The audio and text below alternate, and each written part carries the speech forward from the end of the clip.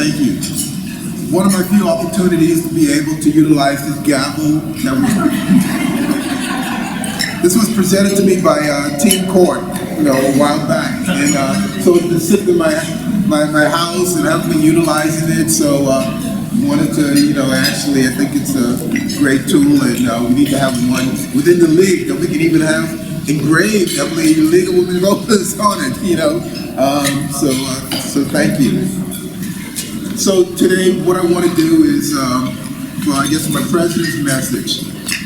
I look back at last year's president's message by Nancy Hand. I look back also at the president's message by Judy Wood, and they were a little different. Judy gave a little bit more of a description of her upbringing and her time in Louisiana and so forth, and she also recognized league events, and also Nancy Hand recognized specifically more the league activities. So I wanted to do a blending of those, because those were the two individuals that also impacted me and influenced me in various ways. When I read the land acknowledgement, that's something that was created or passed on to me from Nancy Hand, and I intentionally like to read the full version of it, because I think what it does is it recognizes the league that, hey, we weren't perfect and we aren't perfect, but we're making adjustments and we are reaching out. And I think before we can do that with other groups, we also have to be able to say that. So I think that's important. So I don't know if the day May 7th, 1974 has any significance to anyone here today, but for me it does, because May 7th, 1974 was the first time the League of Women Voters voted to admit men as full-time members. And so we're approaching the 50th anniversary of that, and so that's very important in a lot of ways, because the League wanted to make an effort to show that they were definitely diversified and open to all groups being able to participate. Now, some time ago, when the nomination committee approached me and asked me if I wanted to, they wanted me to consider me to be president. And that was something that I don't know. I said, I don't know about this. Are you sure? Is this something and I wanted to approach that, with sincerity, also with genuineness, and also understanding that it's an organization, built on the struggles of women, but whether or not I could also, lift up the mantle and be able to make efforts and continue in that struggle. So I was blessed with that opportunity when that was presented to me. And, as president, one of the things that I look back on and I say, we need to be able to teach, reach, and inspire. So that's something that I wanted to move forward with. And also instilled in the league, being able to reach, being able to reach out to other individuals in the community, other segments of the community, and being able to ask them also to be a part of our organization, being able to reach their memberships or their households when it comes to voter registration. Carol Scheer and Sally Davenport reached out to me when I asked them to attend my class in Nogales for Pima Community College as presenters to talk about the League of Women Voters many years ago. And one of the things they did is they reached out to me and encouraged me to be a member. Again, even though I balked at it, I said, no, this is an organization for women. And that did not deter these determined women. But that also was something that attracted me to the League, because I knew it was an organization of strong women, who didn't take no for an answer. And that's important because there's so many young women that don't necessarily see that influence or really get that. And so that's something the league embodies, and the league, needs to push forth. And I'll touch on some of our programs, such as Running and Winning. That's something that makes that really critical and important. So it's vital to have, an organization built around strong women and being able to embody that and personify that within the community. Also, being able to, our speaker, today, talked about being inviting, and also being able to have, a diversification, in a room itself. And it takes me back to my undergraduate days when I wanted to attend a student government, meeting. Now, I knew when I went to that student government meeting, there was one student of color who was a senator, in arts and sciences. And I remember, walking into the student government meeting, and all I could see was white folks, There wasn't anyone of color, and I'm like, where is this guy today? He's not here, he's not here. But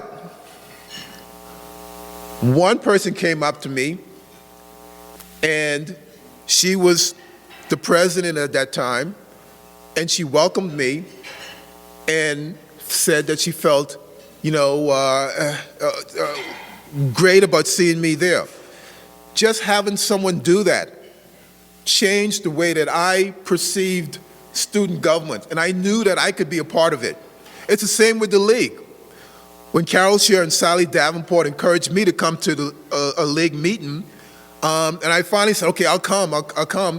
And one of the things that Carol Scheer, they were both co-presidents. Carol Scheer approached me, and she took me around and introduced me to other league members. And it made me feel welcome. It wasn't like I saw a room full of diversity there, but I knew the genuineness was there, the sincerity was there, and that it was a welcoming place. And it allowed me to also thrive. And so, as league members, again, we need to reach and we need to inspire as well as teach. So also, I look back again to an organization in law school, BALSA, Black Law Students Association. I had a group of students one day who approached me, and they said, Victor, you need to run for president of the Black Law Students Association. And I said, hold it. No, I'm a second-year student. I had to, why don't you do it? Why don't you do it? And they gave me their reasons for not doing it. And I said, why do you want me to do this? And they said, well, Victor, you keep us informed. You're knowledgeable about African-American history. You put stuff in our mailboxes all the time. We've learned a lot from the information you've given us. But from my perspective, it was just something that I do. I pass that on, and I send, information on to folks and keep them informed. And so, with their support, I ran for president of the Black Law Students Association. And when the numbers came back, I didn't win, so I was going to be vice president. But the group approached me once again, and they were upset. And they said, Victor, you know what? This election was phony. There are people who shouldn't have been allowed to vote in this election. They've never even come to a meeting, or they've come to one meeting, or their dues probably weren't paid. And they say, we're going to do a protest, and we're going to, make sure that you're president. So I had to think about that for a little bit, and I said, no, you know what? No. The organization is too important. The person who is president, he really, really, really wants to be president. He wanted his face out there, he wanted his name out there, and I said, you know what? Okay, let's think about this. I'm vice president. Nothing's going to happen without my consent, and you know what? We don't need to shut the organization down and make a spectacle of it, because everything, there's nothing that's going to happen without my having an influence on it also. So that experience taught me, or really strengthened my philosophy and the strength of the organization. And it's the same with the League of Women Voters. This is an important organization to me. It was welcoming to me when I, was early in Tucson and trying to make some connection. It allowed me to have a leadership role, being the chair of voter services, to be involved with putting on forums and debates and connecting with community people. It allowed me to help with fundraising, through voter services when we, helped community and homeowners associations with their elections and receiving donations from that. So I appreciate the League. And the League has taught me. And that's been a great influence. When I first came to Tucson, one of the things that I did is I said to my ex-wife at the time, I said, hey, we need to participate in the community. And there's a group of women who are running together, and we need to support them. So we reached out. I didn't know who they were. I'd never met them. But there still was a connection eventually with the League. That was Ruth Solomon, Priscilla Harton, and Marion Pickens. They were running on a slate together. They campaigned together. So I went door to door, not having met these people except for when I showed up that morning and assisted them. Priscilla, as many of you know, went on to become a League member and affected a lot of us. Marion Pickens just passed and was very influential to many of us, and we appreciated her. So the League has been involved in my life throughout Tucson in a variety of ways. And I thank the League for being able to teach me, to reach me, and also inspiring me. Now, this past year, as president, we created or implemented a strategic plan to increase public visibility, to increase and augment community partnerships, to expand youth programs, to focus on voter registration efforts and low voter turnouts, and to energize our members. This is a plan that we project 3 to 5 years. So it's not something that will happen right away. But what we wanted to do was to lay the groundwork for these areas to be addressed. And I want to just mention some of the programs and committees that have taken some action. And this is something that we sort of did as a thread through all committees.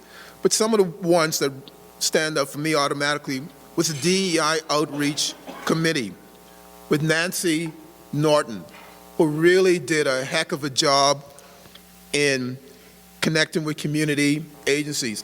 And there's so many people on that committee. DEI Outreach Committee members, please wave your hand or stand up, something. So thank you.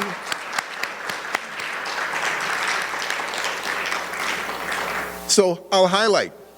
They connected with the Sunnyside Foundation, the Sunnyside Neighborhood Association, with LULAC, with the Tucson Hispanic Chamber of Commerce, Chicano Por las Casas, SNAP Southside Neighborhood Association, Presidential Partnership, with the Lincoln Park Keno Neighborhood Association, LPKNC, Amistad, El Pueblo Fiestas, the YWCA of Southern Arizona, the House of Neighborly Services, another part of the YWCA, also with the Black Film Club, Treehorn Connections that count a better community, the African American Retirees of Tucson, with the Juneteenth program, with the NAACP of Tucson, and the NAACP Freedom Fund Luncheon, the NEED collaboration, the Networks of Equity and Educational Development, with the Catalina Rotary Club Racial Justice Committee, with the St. Matthew's Episcopal Church, with Fresh Start Fundraising Breakfast,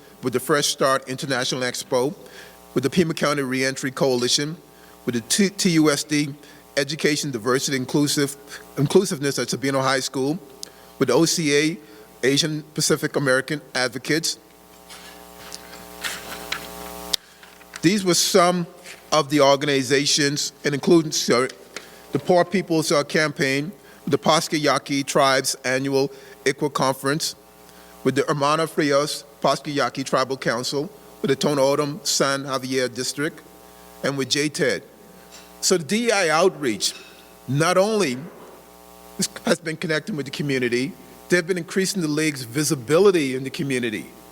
And that's very important because that helps to provide recognition, it helps to provide membership, but it also puts us in places maybe that we haven't been, historically on a regular basis. And it helps to build relationships. Also, I want to recognize the Voter Services Program. They've participated in over 36 voter registration events, including programs with the Pima County Recorder's Office, the March of Dimes Organization, Juneteenth Committee, AAUW, the Daycare Educators Association, the Oro Valley Public Library, the Suntran, Pima County Extension Services, TUSD, Flownwell School District, Sunnyside School District, the Vale School District. And they've registered approximately at least 350 people, potentially. So thank you again, voter registration and voter services.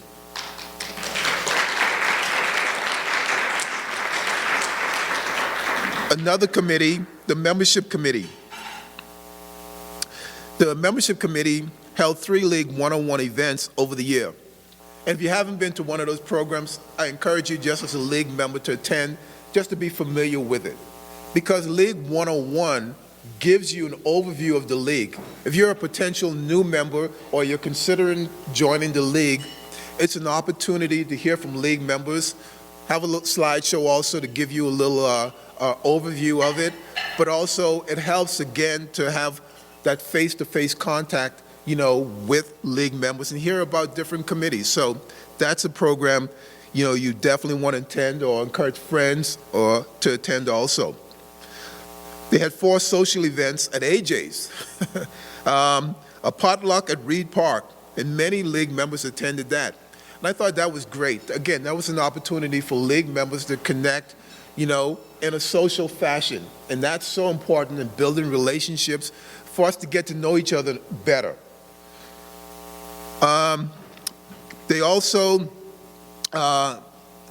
attended the U of A women's basketball game. We did a program for that, so members attended and viewed a women's basketball game. And these are things that should be, I think, on a regular basis for League members to connect with and as social events. And the Gaslight Theater, this past week was another event or activity that we attended. And I hadn't been to the Gaslight in years. And so if you haven't been to the Gaslight Theater, attending with League members is such a wonderful experience because it's such a spoof, and there's laughter throughout and, jokes that, are a little bit of slapstick and reminded me a lot of Saturday Night Live, So if you have a chance, go to the Gaslight. And Shirley Sanderlin, former president, reminded me, she said, Victor, we've done that as a fundraiser in the past, and I'm like, okay, gee, I forgot all about that. But, so talking to some of the League members who have a little bit more experience, because I forgot all about that. I don't know if I attended that event. But having the Gaslight Theater as a fundraiser, it's a great event. And a good way to also bring in new folks to meet League members and see there are fun things that we do also, so thank you. Let's see, the Membership Committee, also this year we created a youth committee. And I thought having a youth committee was very important. When I became president, one of the things that I did is I reached out to other leagues. I wanted to see what they were doing, and I reached out to the president of the San Antonio, Texas League. And I was just sort of,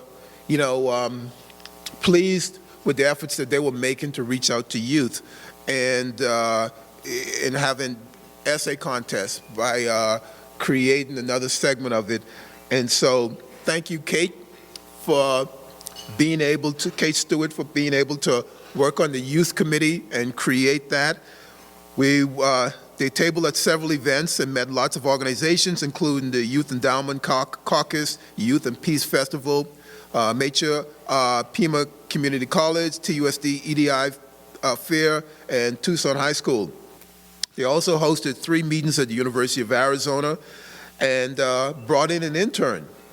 And so that was very, important in being able to bring in youth, but also, it's one thing to try to recruit youth, but now we can say we have a home for youth. We have a committee that they can be a part of and have a say in being able to move forward and make suggestions and create, potential programs or join in. And I think that's very important. So, again, thank you, Kate Stewart, for that.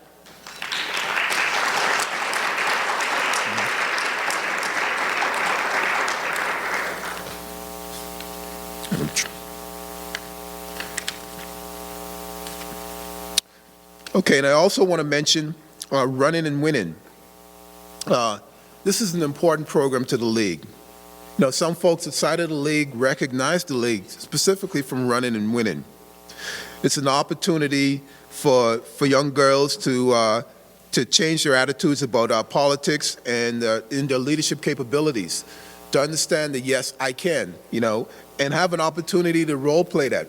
It's one thing to write on paper, this is what I want to do, but now being able to role play it, it sort of reinforces, a lot of the strengths that you do have in the support and being able to do that. If you're here today and you have not experienced Running and Winning, I want to encourage you to either join the committee or attend the program, because just sitting and observing and watching the young women at a table and being able to decide who's going to be the candidate, who's going to work on the campaign. And I go back to, the experience that I had that when it was done at Empire High School, and being able to see the young women sort of go outside, take photos, create an Instagram page, create, another social media page, and put their candidate information up there, and then come up and give a speech, and get evaluated on that. And so those are all important programs. Phyllis Carnahan has worked, in the past, and served as a mentor to this program, and we definitely appreciate you and thank you for your involvement with that.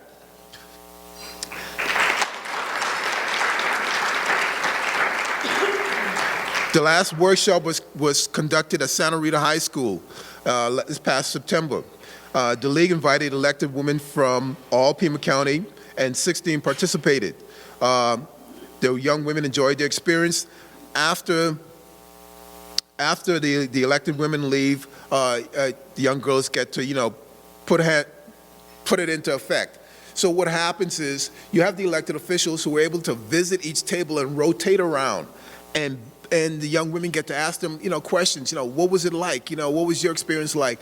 And the elected officials get to share. When I was at your age, this is what I was doing, and this is what I was thinking. Or, what I was too afraid about such and such, and so you really need to take advantage of this.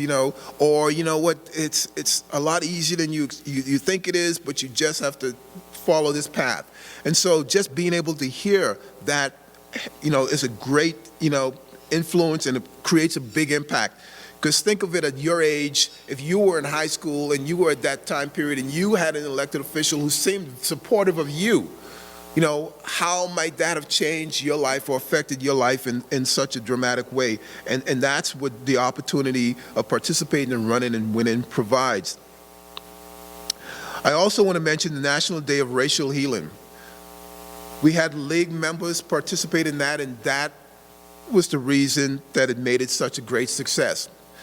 We had groups such as the YWCA, LULAC, the NAACP, funding from the MacArthur Foundation that assisted, with creating the National Day of Racial Healing program. Now, when I talk about it, as an employee of the YWCA and the National Day of Racial Healing program, when I bring this up and people say, well, what about this or what about that? I say, hey, I just want you to know that this program came from the League of Women Voters. They had conducted a program online previously. Yes, this is the first time that we're conducting it in person, but this is connected through the League. So I'm able to proudly say that. And so League members that helped to put it into action, you know, during COVID, and now being able to see it become, you know, a reality in person. And I thank all League members who participated in that to make it a success. And we will have another program to make it an annual event in person, continuing in January. The next meeting will actually be the first Saturday in June, and we'll try to get organized, you know, move forward. So League members who worked on the essay contest, Francesca Padres, you know, we thank them. Those who aren't here, Elizabeth Zagora, you know, Elizabeth was on the essay contest also, and also played a key role in our book club. And so for those of you who aren't aware, you know, do you have your hand up?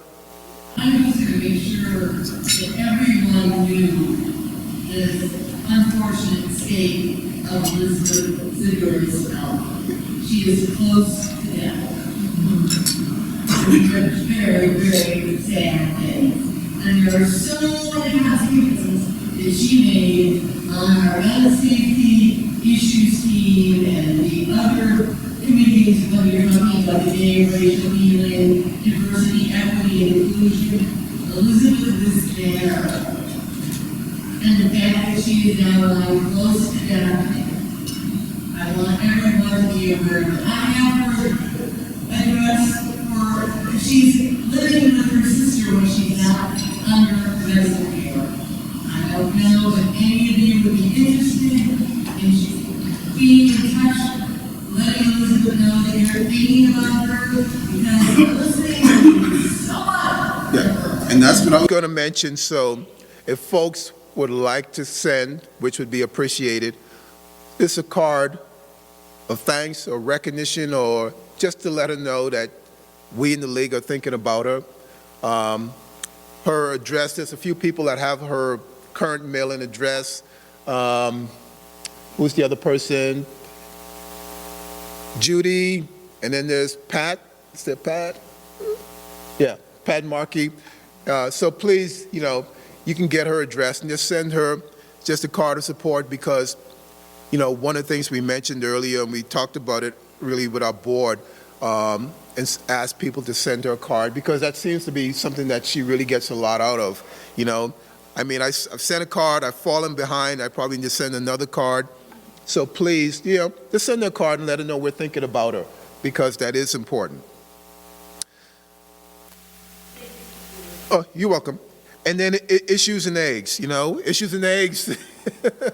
you know,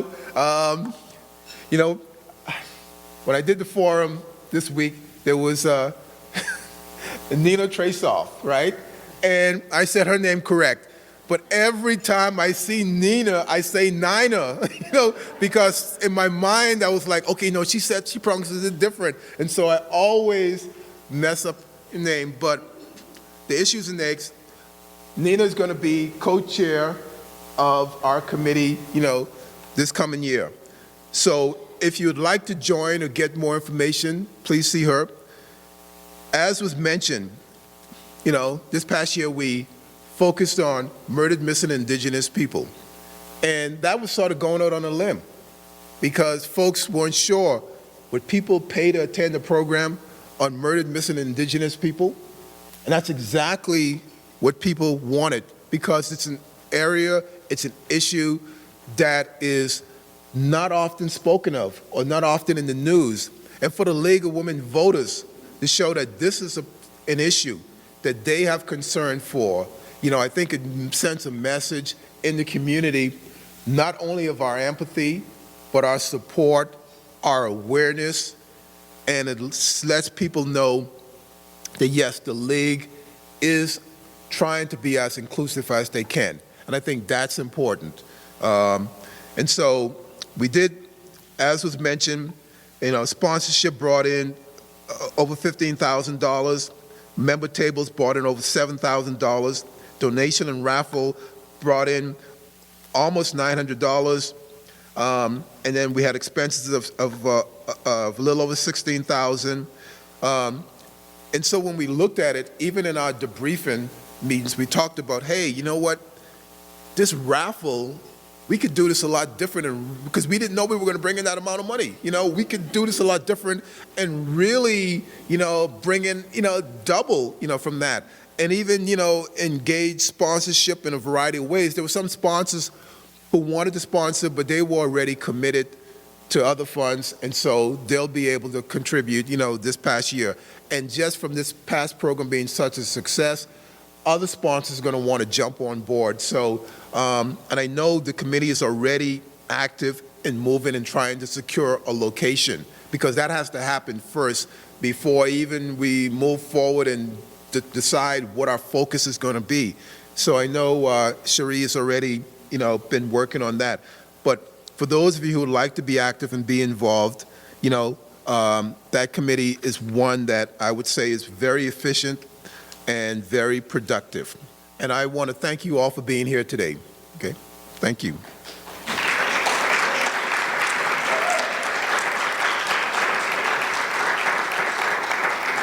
I enjoyed my time as president. I learned a lot.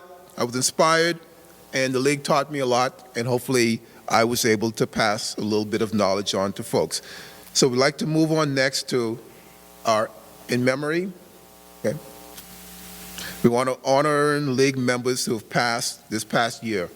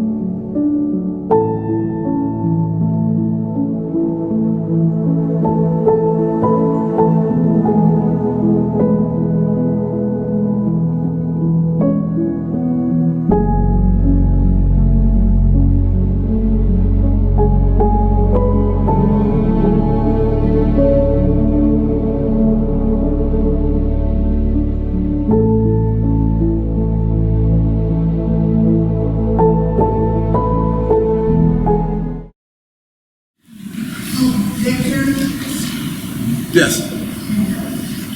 Betsy?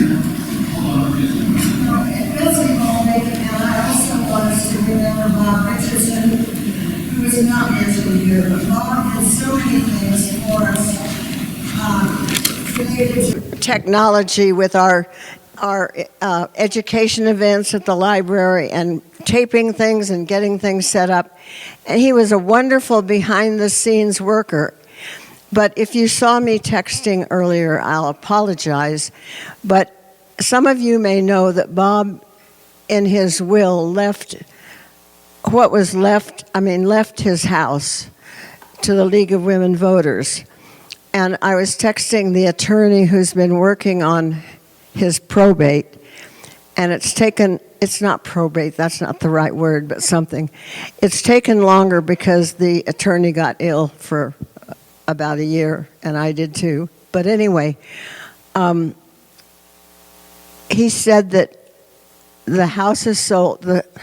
There were expenses. Bob had a roommate that he was renting to, and we let him stay there and paid the mortgage until he could find a place to live, and then paid the mortgages until it sold, and then there's some legal fees. But anyway, the attorney said that we could expect checks in 2 or 3 weeks, and what's left will go to the League of Women Voters.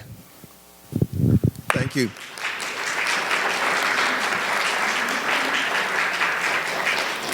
Thank you, Betsy. Yes, we definitely appreciated Bob. I appreciated him in the league, and he was definitely a supporter and provided me with advice as I went through initially joining the league. So we'd like to move on now to awards and recognition, and Linda Longlet with our Leaguer of the Year award. Hello, everyone. And first of all, I want to thank Victor for all the work he did this year. You are amazing.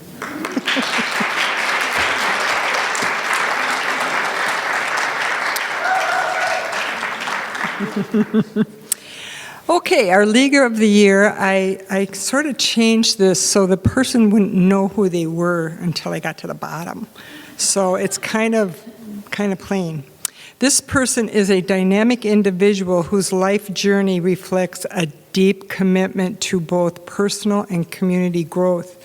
After closing her successful retail store, along with her husband, she embarked on a new chapter by relocating to Tucson for a semi-retirement lifestyle.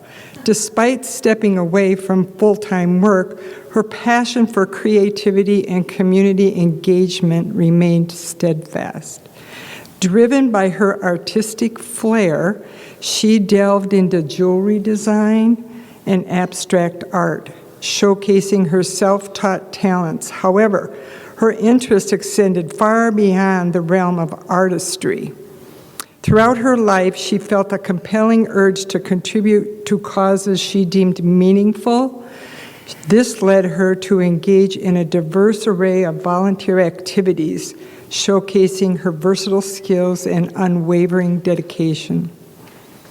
From serving on the board of her daughter's preschool to becoming a pivotal member of organizations like the Art Guild, she demonstrated her leadership and commitment to fostering community development. Her involvement with the Historical Society and the Women's Club exemplifies her dedication to preserving local heritage and empowering women's activities. Her impact transcended local spheres as she actively participated in civic affairs, serving on committees initiated by the mayor of the city she lived in. Notably, her involvement in the inception of a workforce development program underscored her visionary approach to addressing societal changes. Even in the face of bureaucratic hurdles, she remained undeterred, fearlessly challenged the status quo and advocating for positive change. Her fearlessness was evident in her willingness to confront political figures, including a congressman, and collaborate with law enforcement agencies to combat corruption, exemplifying her unwavering commitment to justice and integrity.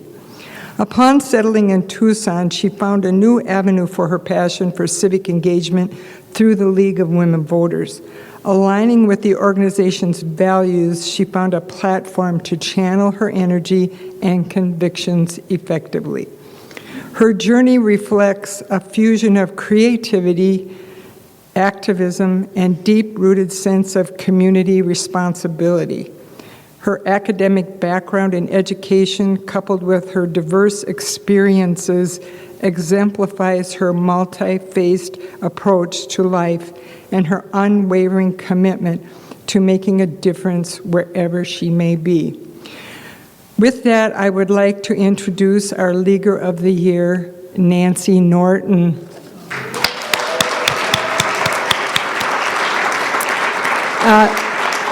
Nancy cannot be with us, but Neil came in her place. Nancy is too sick today to come, so thank you, Neil. Thank you, Linda. Yes, and we are all proud of Nancy and the work that she's done, and she's definitely helped to better the league with her presence. We want to move on to the Lifetime Achievement Award. We have Kate Stewart and Phyllis Carnahan.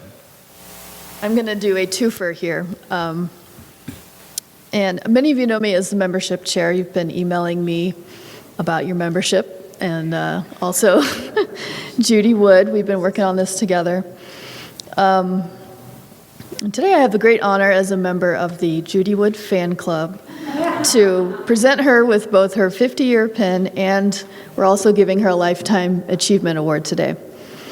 I was shocked when I found out that Judy hadn't already been given a Lifetime Achievement Award when I was looking through the list of people, and I was like, this is a situation that needs to be rectified. So, many of you have heard a lot of Judy's stories. You know that she used to live in Slidell, Louisiana, that she moved there in the 70s with her family, and along with some other women who had moved there recently. They decided they were kind of get involved in local government. They realized that there was a problem, and they decided to do something about it. And Judy went to a candidate forum for judges. And if you can imagine this, in 1974, this event was held at a League member's home. And at this event, she met some League members who welcomed her into the League, and she decided to join. And one of these members was a woman named Cam Postal, who was a new League friend and a mentor. And she took Judy and these women under her wing and taught them about the complicated operations of the League, and also how to make change at the local level, which everyone agreed was something that really needed to happen. And Judy took that very seriously. And she decided to run for city council, and she won her election. And she made a lot of really terrific changes for the city of Slidell. Judy wanted to be involved in the League, but because she was an elected official and she was also involved in local politics and party politics, she couldn't be that involved until later, when she became the state vice president. And she was also given an award in 1995 from the League of Women Voters of Greater New Orleans. And another person who was honored at that same time, this was the 75th anniversary of the League, was Cam Postal. Her mentor was honored at the same time, and some other women who were involved in the civil rights movement. And although Judy joined 50 years ago in 1974 as a member, she was actually involved earlier in the League of Women Voters as a teenager when her aunt, who was a League member, asked her and her friends to distribute, I believe they were voter guides at a shopping center. So that was really her first interaction with the League. And of course, it was an older member, or a more seasoned member, who asked her to get involved. In 2016, Judy moved with her husband Adrian to Tucson to live near her daughter Marcy, who's here today too. And Judy had been involved in New Orleans in a lot of different things, a lot of different organizations. She was a jazz radio DJ. I don't know if any of you know that, but she was well known in New Orleans for that work. She was a master gardener. But when she decided to move to Tucson, she decided, I'm only going to get involved in one organization, and that's going to be the League of Women Voters. So I feel really bad for the Tucson Master Gardeners and for KCXI, who, I'm sorry, their loss has been our gain. And when she joined, it didn't take very long for members of this league to realize, Judy is somebody really special. They were very impressed right away with her. And so there's a crisis in the league when the person who was supposed to be the next president had to step down, and they had to find somebody really quickly to take this on. And they looked to Judy to step in and fill this role. And she did it. And she basically has transformed this league in just 8 years since she joined. I know a lot of you know how different the league is now from that time. It's kind of hard to believe it's only been 8 years. Because you think back at 2016, 2017, to me that feels like a lifetime ago. So much has happened, not just locally, but all across our country. So many things that, like right before she stepped into this role as president, the league found out that they were going to have to move offices. And Judy and some other members spent a lot of time finding a new place, moving all the stuff from the office, getting rid of junk, organizing that new office.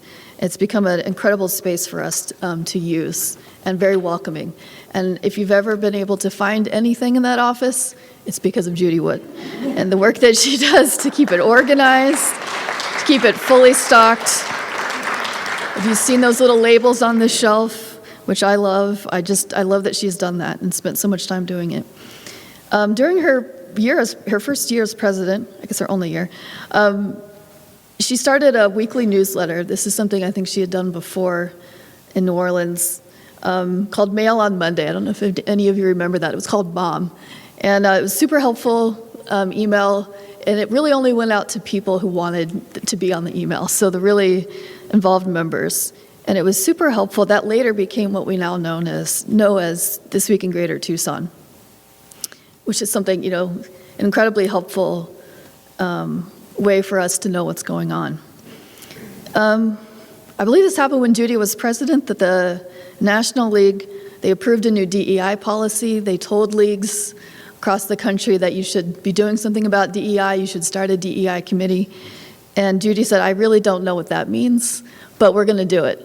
And so she and some other members who are here today, I know Emily and I think Janice and some other people who are here, it's a small group, I think just a handful of people, but they started that committee from nothing. And they just got together and said, we're going to figure it out. And they started talking about diversity issues. They started reaching out to other organizations, other groups of people. And you can see what DEI is doing today. It's a huge committee. There are all these subcommittees. They're highly organized. They're highly effective. And that's largely, I think, because of Judy and the work that she's done as an organizer for that group. Judy also made it her goal when she was president to attend every single committee meeting. I don't know if any other president will ever be able to do that, but Judy tried because she really wanted to know what was going on in every single committee. She also made a terrific effort to reach out to every single new member who joined. She would call them personally, ask them for coffee or to go to lunch. She wanted to know who they were, what they like to do, how can they get involved. And that personal touch is really what has, I think, made our league grow. It's made it become more diverse. I know she did that to me when I first joined, and I would not be as involved today as I am if it was not for Judy asking me to be the chair of a new committee to celebrate the 100th anniversary of the league. And she knew that that was an interest of mine, history and archives. And she had me do it, and I ran with it because she trusted me even though I was brand new. So it's not just that she was president for that year. I know she has done had so many different roles in this league, in the state league. She was our state board secretary for 2 years. She was a DEI committee chair. She's been our nominating committee chair, I think at least once, just once. She's been our membership chair, and she's been our office manager for many years. And there's even more. As we all know, Judy Wood has these brain puffs. I'm sure she's told you that, where she gets an idea, and it's not just that she gets an idea, she makes it happen. She did our 100th anniversary committee. That was her idea, and to start doing these events that we called storytelling salons, where we interviewed league members about their stories and about how they've been involved in the league. She started a group, public policy position study group a few years ago, and a few of us got together. We read through every single position at the national level, the state level, and the local level, and we discussed them. And it's a thing that I think maybe we should do again, because some positions have changed and we have new people. She came up with this idea called League Friends when she was membership chair, to have kind of a formal mentorship program where League Friends, kind of older seasoned members, reach out to new members and get to know them, invite them to coffee. She trains all of our office volunteers. And every year we get some new people in. She is always training them on how to use our website, how to answer the phone and return messages. If you ever go into the office and you see all these directions that she has and everything in these drawers, that's because of Judy, and those desk volunteers know what they are doing because of her. Think back to 2020 when we heard about this new thing called Zoom, and none of us had ever used it. And Judy Wood said we have to use it. And she said about training basically all of us on how to do it, and had the patience to even meet with people individually on Zoom to get them familiar with it. That alone was a huge accomplishment and took a lot of patience. She's also, at over 80 years old, been learning how to be a Club Express administrator, which is, God bless her, because it is one of the most frustrating things I've ever done in my life. And at 80, she says, I love to do this because even though it's annoying, it keeps my brain sharp. And I think lately, though, it's probably taken years off of her life dealing with all this automated renewal. And I think it's not just her work is all these committee chairs, all these official things that she's done.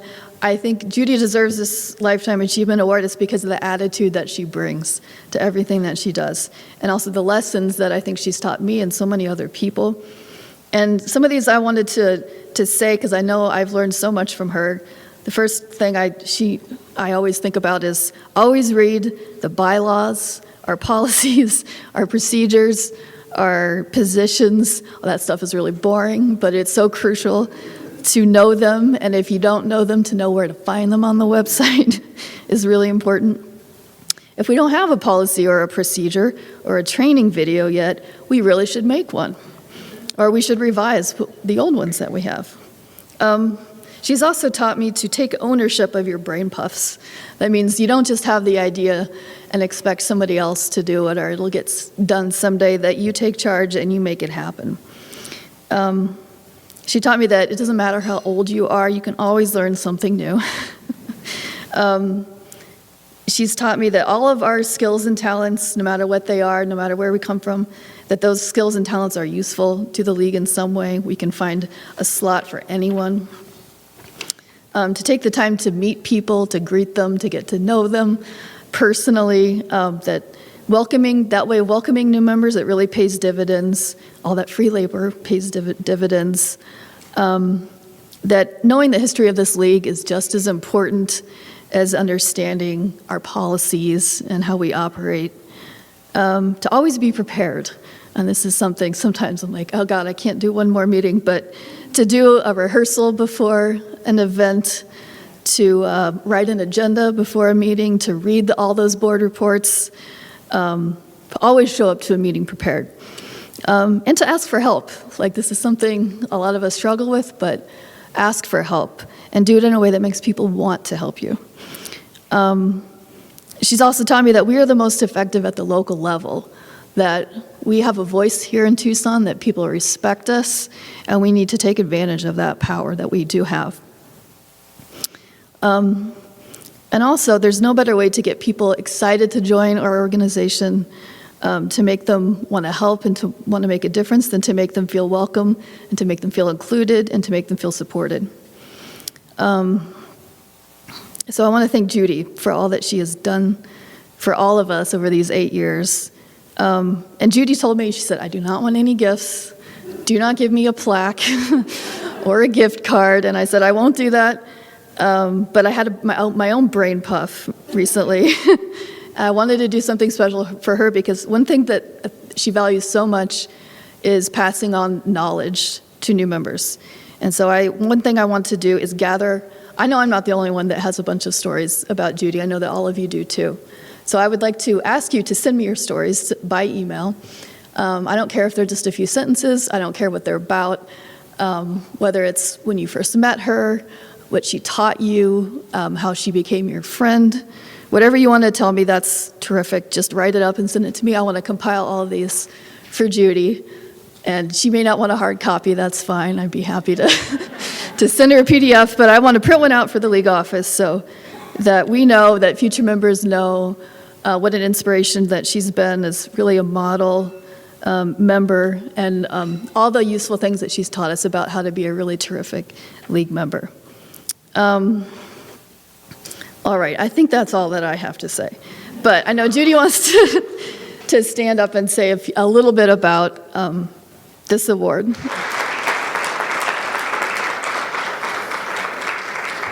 Thank you. I almost felt like I was at my own memorial service.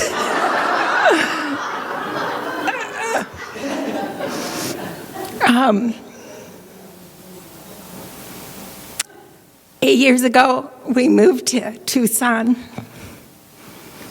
And as soon as the office opened in August, I marched down there with my $75. And Carol West was a desk volunteer. She locked the door and didn't want me to leave. Then I met David Hoare, who came in, and they were very welcoming, and I really appreciated it. And I made a decision to be part of the league Because in my life, especially when I moved to Louisiana, the League is what kept me sane. Because I moved to a community as a young mother where the libraries were still segregated and the schools had only been integrated 1 year. The government system was the police jury. We didn't have counties, we had parishes, and every police juror had his own fiefdom. There were many young mothers who were as frustrated as I, and we had just moved there. And we didn't want our children to grow up in that system. And the League is what made it possible for us to survive there. And we learned. We learned by observing. I can't tell you how strong an observer corps is. We attended meetings. They wondered, because it was all male government, who these crazy young women were sitting in the audience. And we sat there for meeting after meeting after meeting. And we became knowledgeable of how the government worked and what the government laws and rules were. They were not abiding by them. But because we knew them and we were an observer, we could say, "What about this?" And they'd say, "Who is this lady?"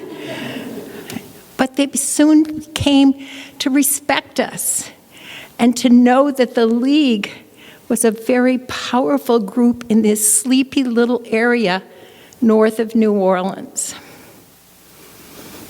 So it took us many years. I should say, though, in 5 years we changed every form of government that affected us. School boards, planning commissions, city government, parish government, all had charter changes, and all because a group of women that were young and were mentored by Cam Postal. And we learned so much from her about how to be strong observers and to work quietly to make the change we wanted.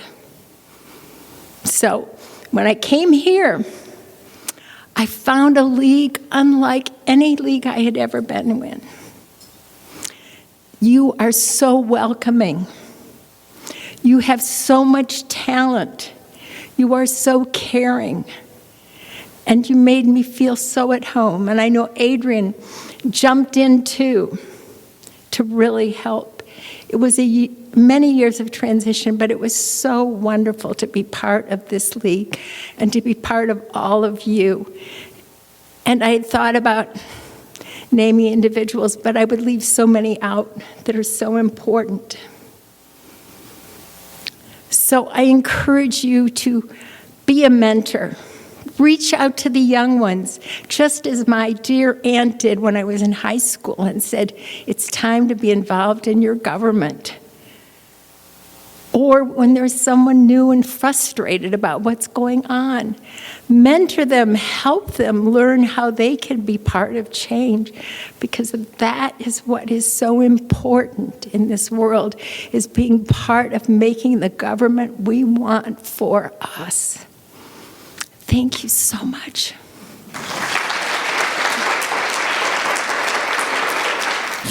Judy, I didn't get the memo. I think I like this is from one of the historic buildings downtown. So you'll like that.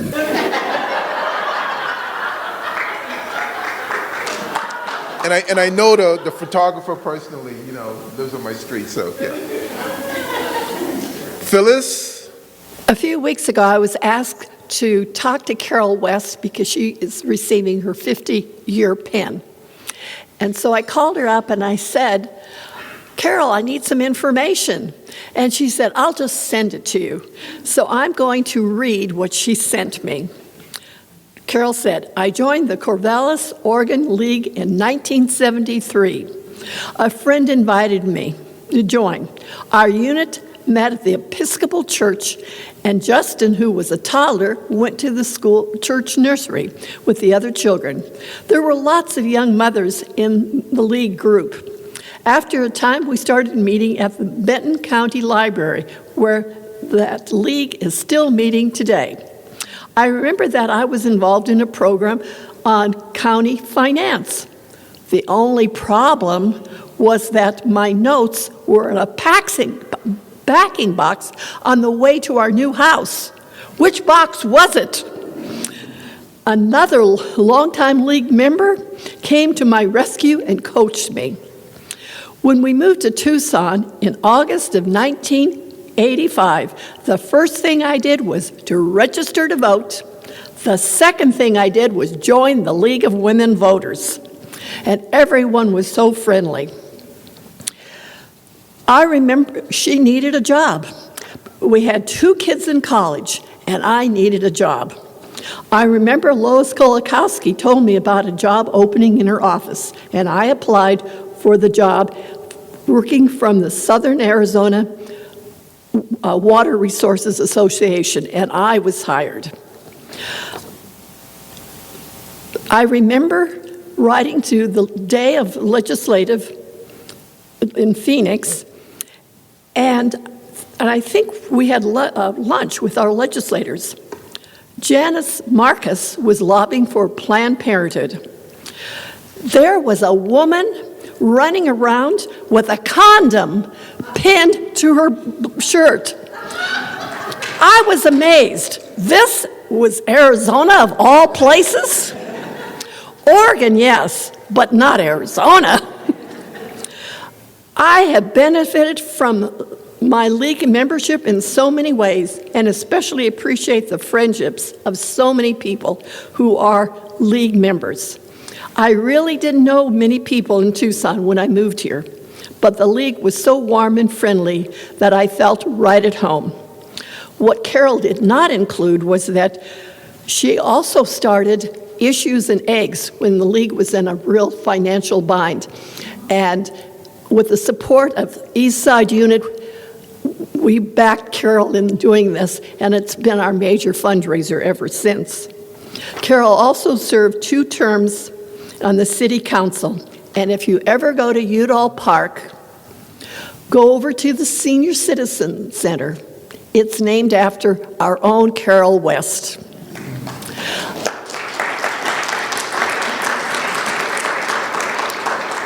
Carol's husband Neil called me this morning. Carol's been having some health issues, and somewhere during the night she had a fainting spell. And so they were running tests early this morning to determine what the issue is. And so I'm very pleased to call Carol one of my best friends, and I am going to accept her award for her. There are a number of other people that are being recognized for 50-year membership, but I wasn't prepared to speak about their lives. I hadn't been assigned that duty. But there are a few people I do know or knew quite well. Sally Davenport was a league president. She was involved in the Kenya Project, and she's really a delightful lady. She's now living at the farm. Gordon McGarr, I would call him Mr. Leaguer, because he was married to Jenny, and Jenny was on state league board. She had her finger in every part of the league, was so active, and Gordon was there always supporting her. And I remember him driving up to Phoenix, collecting the voters' guides, which were hard copies, and he would bring thousands of them down here for us to distribute. His truck was going back and forth all the time to Phoenix to help the league out. Rosemary Newman, she had a house near the Arizona Inn, and I asked her if we could use her house for a Midtown unit. And she was very gracious, and she hosted a Midtown unit for a number of years for us. And anyway, thank you.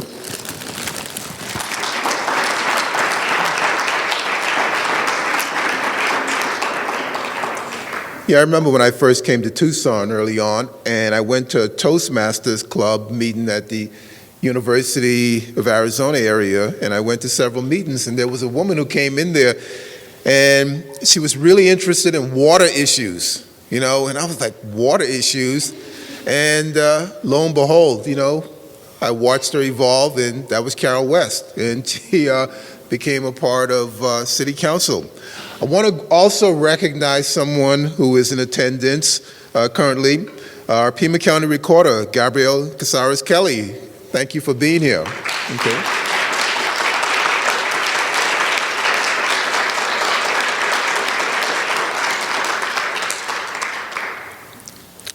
We want to move on next to our incoming president's message. Ms. Emily Britson. Thank you. And I do have a gift for you, but it's on the way. It's coming. It's in transit. It's in transit. Well, I have something for you too. So hang on just a second. So, okay, so thank you. I'm very excited to be here today. It's kind of interesting because it's like the past and celebrating the past, and it's also the present. And, thank God for Victor, because we learned again about the importance of poll taxes. We had Larice here today, and he's the ever teacher of us. So thanks for all the work that you do all the time. So with Victor, he's really been a selfless leader for the past 12 months. And so Betsy Bogia, who's the president-elect, couldn't be here today. She's working. So both Betsy and I are still working. We wish we were both retired, but we're not. But we really wanted to thank Victor because his tremendous job in really propelling the league forward in DEI. It's really made a change every single way to the work that we do, the lens that we use, and, the countless hours. So I've watched Victor for the last year, learning as much as I can. I'm a new league member. So the league's really complex. There's a lot of nuances, and so it was really an honor to work with you this year. So your friend of the league got you a gift, so I want to give it to you really quickly. It's not tequila. Now come on. It's not tequila. Here's that from all of us at the league. Thank you. I appreciate it. And so thank you, Victor, for everything that you've done. And thanks for all the suggestions, too. So if you sent me suggestions, he's either already received it or it's in the bag. So thank you for the countless hours. So we hope you like everything, and just thank you so much. Thank you. I appreciate it. Thank you for being there, being a great president-elect. You also taught me, so thank you. Oh, I don't know. We'll see. And also thank you to the board, committees, and members for your hard work this past year. So 2 events come to mind that I really loved this year were Issues and Eggs. So that was my very first event that I really loved because it really showed me the league in action and like the really powerful effect that we can have on the community in bringing our community together. And so I hope we're able to continue that through this next year. And then the other thing that was really interesting to me was Judy Wood's party. She had a past, present, and future President's Luncheon. And so I loved that because what it gave me a chance to do was to listen to all the stories and the history. And it made me feel better because what I heard a lot of past presidents say is that they're totally unprepared. They don't know what they're doing from the very first day. And I'm like, okay, good. I feel like I'm in the right place at this time, and I still feel like that today. So thank you for that wonderful luncheon. It was really impactful, and I love hearing the memories and the why we're here, and just everybody's different perspective and take. So thank you for that. It was really quite beautiful. And so I have another person to thank, but she's not here, so it's Carol West. I'm so disappointed because Carol is really the reason I'm here today, and she's really sneaky and smart. I'll give her that. And I mean that in a nice way. So we sat down for coffee. I met her at a holiday brunch a couple years ago, and I sought out the league. I moved here from Michigan, so I've been here 2 years like Larice was, and I thought I could find some friends here. I'd worked, I was a city commissioner back home, and the league would come out and register voters. In my neighborhood, we had a lot of new Americans, we had a lot of refugees, and folks that didn't know how to get involved or how to vote or even what to do when they showed up at the door to vote. And so the league was really helpful in that regard. And so I boldly ran for mayor with running against a 2-term incumbent and was not successful. Needless to say, that's a really uphill battle, which I didn't know. I was very naive. So when I shared this with Carol, we went out to coffee, and she said, thank you for running. And it was so heartfelt because I know Carol had been, on city commission for 8 years. And when you are in a very public place and you have a very public defeat, it's very difficult. And it really makes you take an assessment of like, okay, what went wrong or what could I have done differently? It's very difficult and it's very humbling. And so just her kind words and recognition of like, I understand, I know where you've been in a public venue, it really meant a lot to me. And so she asked me to do this, and I was foolish because I had a moment of weakness and Carol got me. Yes! And so she's so smart. And I said, well, I'll really think about it. And I think she called me several times every day until I consented. And so I'm very grateful for Carol and all that she's done for the league as well.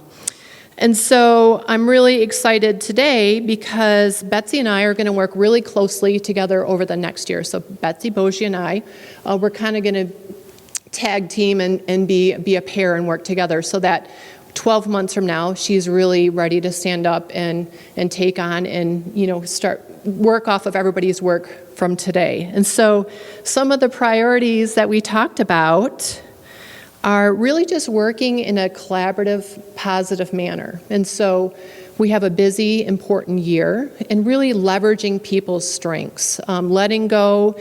We all have different approaches to how we do our work, but the work we have to do until November is really important and critical, whether it's registering voters, having educational programs, welcoming new members to the league. All of that is just really essential that we're successful. And so we hope that you join us in that regard.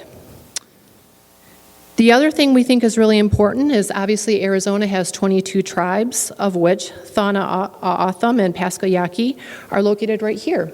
And we talked about this at the state. I was in a state meeting the other day, and we really haven't done our due diligence and been thoughtful and really involved folks and been there.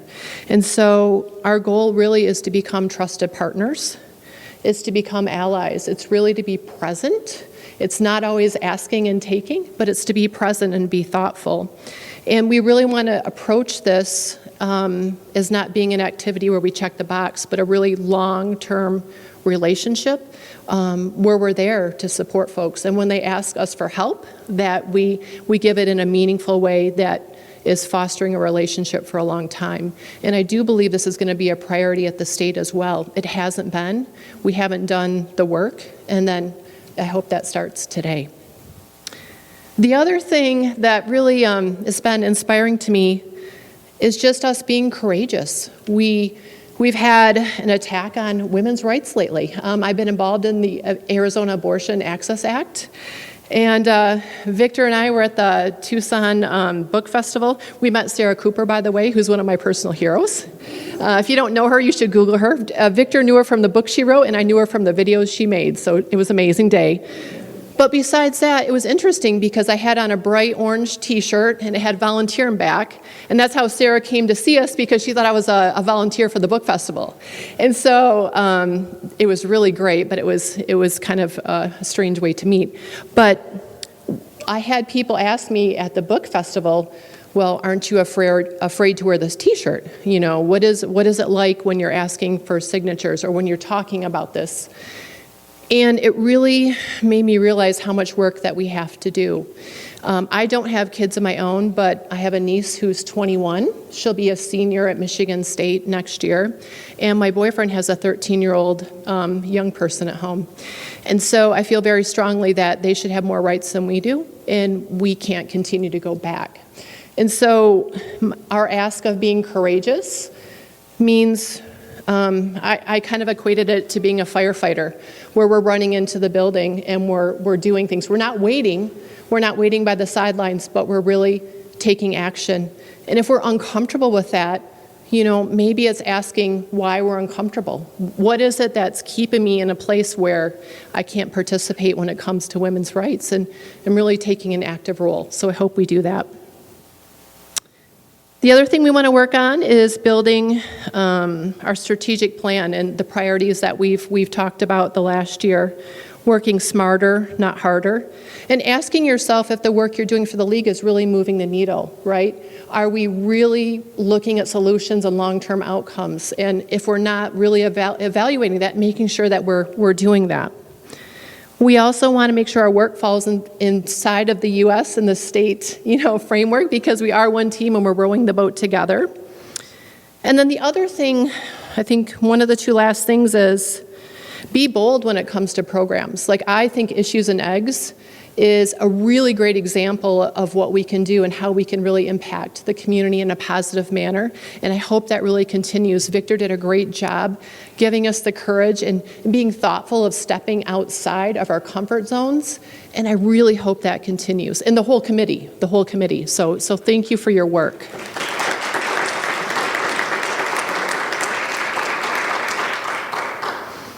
And this means leaning into the uncomfortable. This means reading and researching, becoming a student. This means if you've never attended an LGBTQ event, go. Just be an ally, just watch, just listen, just learn. Strive to see the world outside of our own lens, right? We have our own lens. We should really think about seeing that from someone else's lens. And we should listen when we're in spaces, being thoughtful and really trying to learn from others. And then we're going to focus on, we're going to divide up the year in two phases. So we're going to work on pre-election up until November. And then everything else that can be tabled will be in post-election after November. And so we're really focused on mission-critical issues leading up to the election. So if it's not mission-critical, it could be after November. So we're going to ask, from committee chairs to board, that we really prioritize our work in that fashion. And then finally, leaving a legacy, right? So embracing and welcoming new members. It's so key. And if you've been here a long time, think about mentoring someone, right? In the spirit of Judy, teaching people what you know or how to do what you do. Don't wait until we can't do that anymore. But, now's the time. And I think to Victor's point, extending a leaf to someone new really makes a big deal and helps them persist and be part of our organization. So those are the priorities that we talked about for this coming year. So moving on, are there any comments or suggestions from the board? Are you asking for directions? Yes. Joan calls us. I have to put that in my notes because I can't remember why. Wait 1 minute till we give you the mic. Wait, there we go. Okay. This is directions to the board. I spent 4 or 5 years working on the state board, so even though I'm not currently attuned to the condition of the state board and the local leagues, there used to be 5 leagues in the state. I hope there still are. But we have to recognize that we as the Greater Tucson Board have been very, very blessed, both with our membership, our gifts, our talents, and our finances. And I know that in the transition from the monies to national, some of these local leagues are going to be hanging on for dear life. And if there's anything we can do as a Greater Tucson Board to help them bridge that gap and that transition, I hope that both this board and our liaisons with State Board would take that into consideration. We are a league with so much integrity, so much giftedness, so much spirit. And if there's anything we can do to keep those other smaller leagues going, I hope the board here does that, and that we learn that we have a lot to share in many ways, not just financially, but whatever way we can do that, our creativity and our care need to make note of our sister leagues in the northern part of the state that are just hanging on. So that's my direction to the board, and I thank you. Thank you.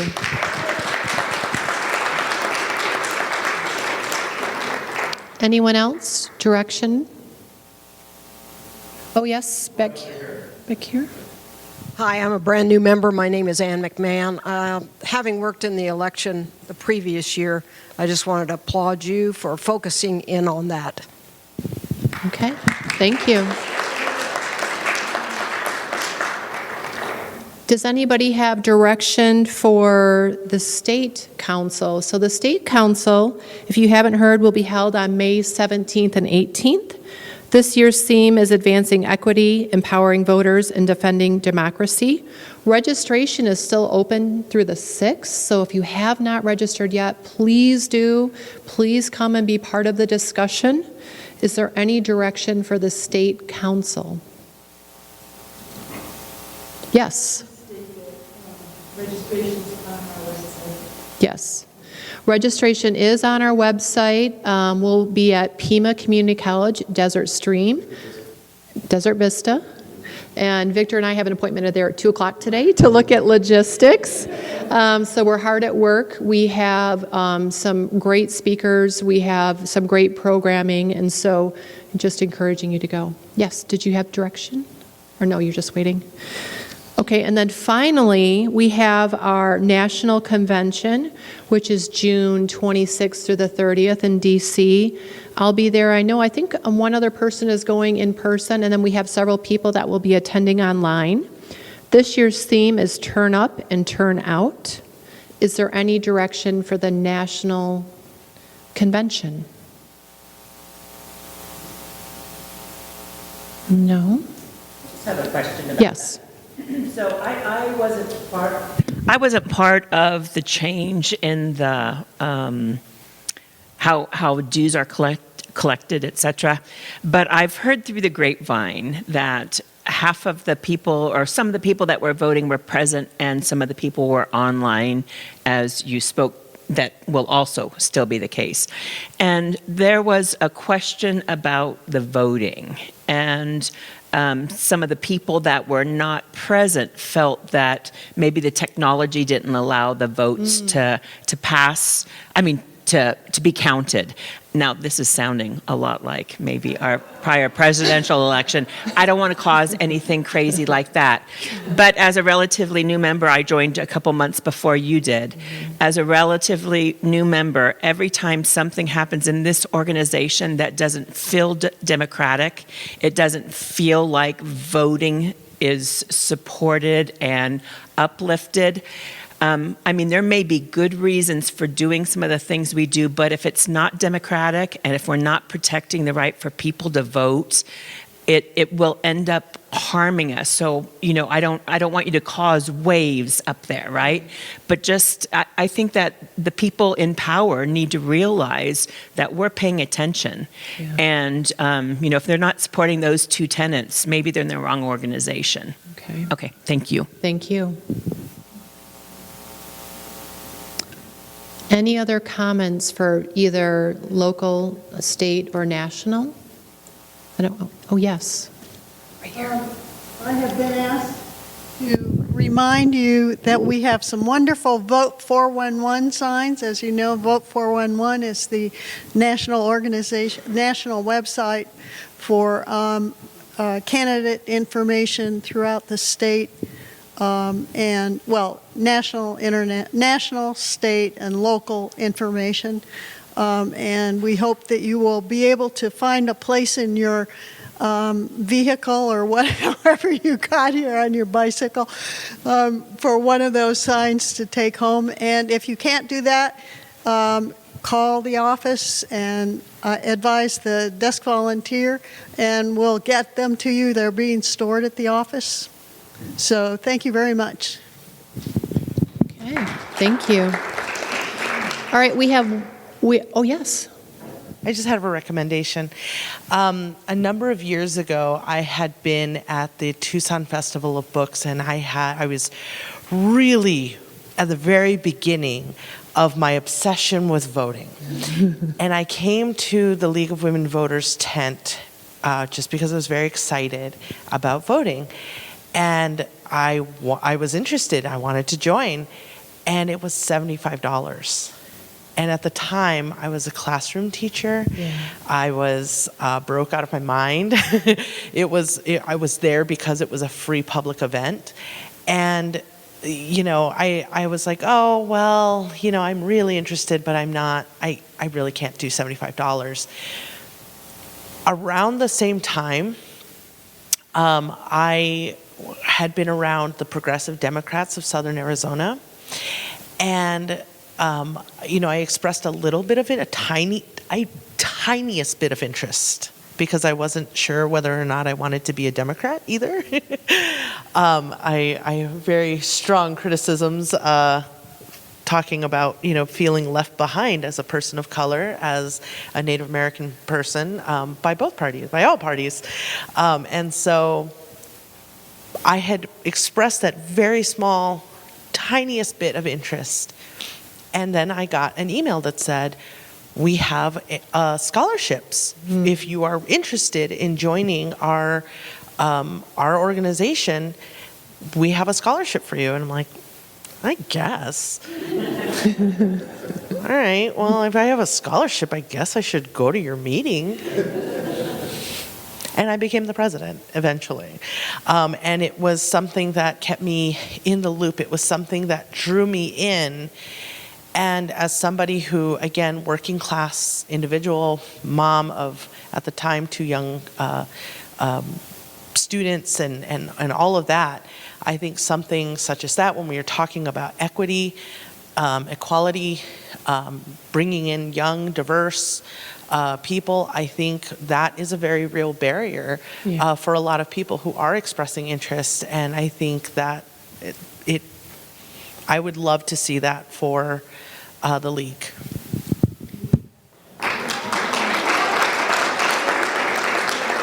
You want to speak to that?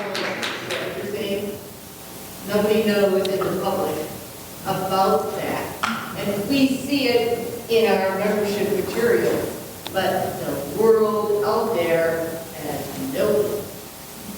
Okay. Thank you for your comments.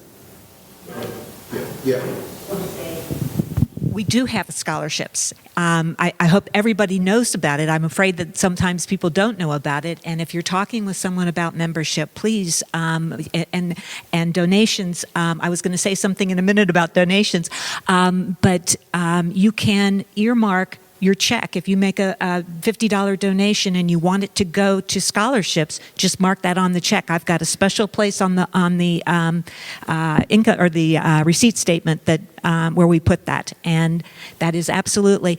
And I will say that's the positive side of the dues change. Is I believe that the intention is that smaller leagues that can't afford to have dues less than $75 will be able to do this, supposedly will be able to do this. They'll be getting money from the state, and they're actually calling the new program Pay As You Can or something like that. So there is, I think there's a lot of negative talk about the new dues, and I've got some opinions also. But I do want everyone to know that that is very much on our minds. And please, if you're working at an event, let people know that we have scholarships and we have different levels. So thank you. Thank you. Did you have your hand raised? I just got a comment. Part of the training for tabling should include that there are scholarships, and if you have someone who's really interested, like Gabrielle was, to get their name and contact information so someone can get back to them and offer them that. Okay, thank you.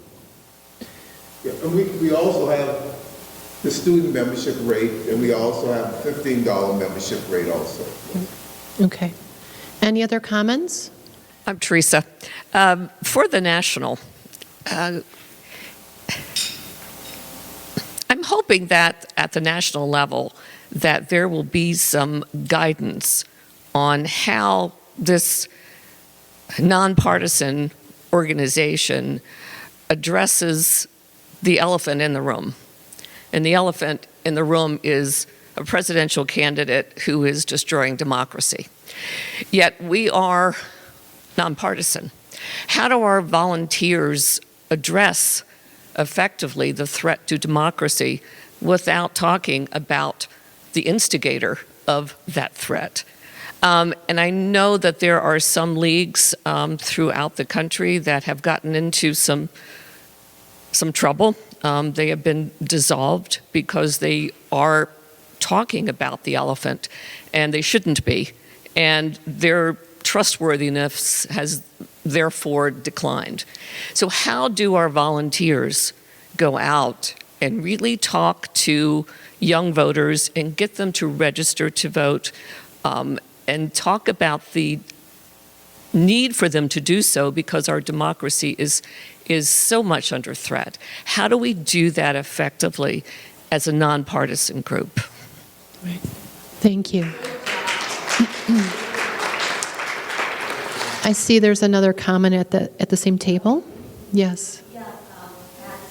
I think one of the ways we can do that without saying anything is particularly talking, say, to students. Go by what the current incumbent is doing. Not his name, but this is being done. That is being done. And then if they say, what should I do? Well, look at the issues and look what's being done by each of the candidates and then make your decision. I think that might speak to a lot of people, including young people. Thank you for your comment. The same table? Along those lines, I think the league needs to seize every opportunity it has to get on the media, especially locally. And as soon as these issues arise, address the issues with all the material that we have. You don't have to get into personalities or politics or anything. Just say why this issue is important, this is where the league stands, and keep educating. There are a lot of young people out there who's never heard of the League of Women Voters, and it's been around over 100 years. So, you need to get the word out. Yeah. Well, there's a great opportunity for that on Talea's team. I want to echo what you just said. And the other thing is reminding people that local elections affect their lives more oftentimes than the president. Look at your local candidates and assess them. Thank you. So Talea is actually in search of someone who oversees PR for the league this year. If you haven't met Talea, she's our new communications director for the league this year. She's smart, amazing, kind, empathetic, and she's going to need help because this year is going to be busy. So if you've had experience or want to get involved, I'm sure she'd love to talk with you and learn more about your interests. So that's a definite need. We know this news year is going to be very busy, and we just need hands to kind of help. So thanks for that. So see Talea if you want to get involved. Okay, we do have one general announcement. So Neil Norton, where's he at? Oh, he did. Okay, I'm sorry. Yes. I just want to let everybody know there is a donation card and envelopes on the table. You can check with you, otherwise, and the other thing